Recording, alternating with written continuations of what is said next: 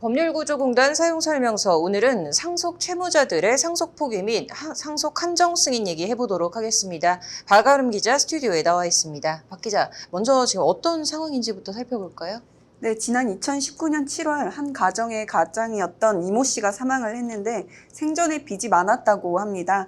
이에 남편 이 씨의 사망 후 배우자 강모 씨는 3개월이 지나지 않아서 그 상속 포기 및 상속 한정 승인 신청서를 접수했는데요. 그런데 이후 이 씨에게 돈을 빌려줬던 채권자 박모 씨가 이 씨의 부인 강모 씨와 두 자녀들에게 아버지의 빚을 갚으라며 변제를 요구했습니다.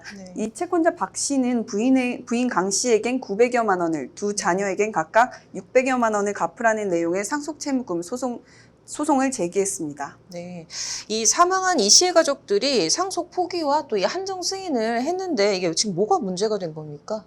네, 통상적으로 사망한 사람, 즉 피상속인에게 남겨진 재산보다 채무가 많은 경우에 상속 포기 또는 한정 승인을 해야 피해를 입지 않습니다. 상속해야 할 채무가 상속 재산보다 많아서 그 상속인이 빚을 떠안지 않으려면 상속 개시가 있음을 안 날로부터 3개월 이내에 상속 포기나 한정 승인을 하면 되는데요.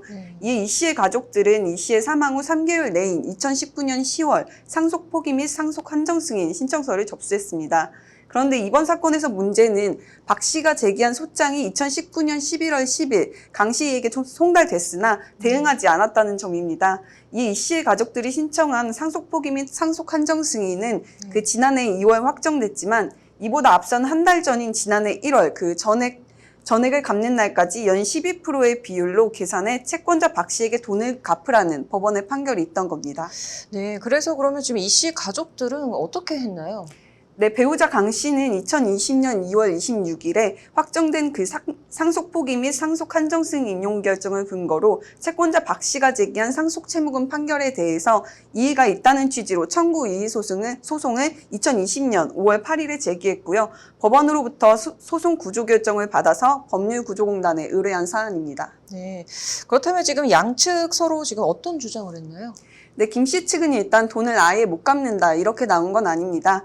두 자녀의 상속분에 대해선 재산과 채무를 모두 포기하는 그 상속 포기를 했지만 자신의 상속분에 대해선 한정 승인을 하겠다고 했습니다. 즉 고인이 남긴 재산의 범위 내에서 채무를 변제하겠다는 거였는데요. 하지만 박 씨 측은 부인 강 씨가 그 상속 재산을 은닉, 누락했다고 주장하고 있습니다. 구체적으로는 강 씨가 상속 재산 중 차량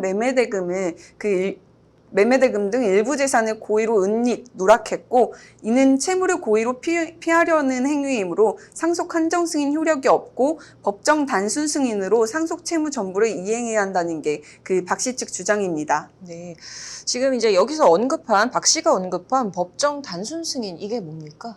네, 박 씨가 주장한 법정 단순 승인은 민법 제1026조에 규정되어 있습니다. 해당 조항 제3호는 상속인이 한정 승인 또는 포기를 한 후에 상속재산을 은닉하거나 부정소비하거나 고의로 재산 목록에 기입하지 아니한 때에 상속인이 제한 없이 피상속인의 권리 의무를 승계한다고 규정하고 있습니다. 여기서 고의로 재산 목록에 기입하지 아니한 때와 관련해 대법원은 상속인이 한정 승인을 함에 있어 상속재산을 은닉해 그 상속재산 채권자를 사회할 의사로서 상속재산을 재산 목록에 기입하지 않는 것을 의미한다고 대법원은 판단했습니다.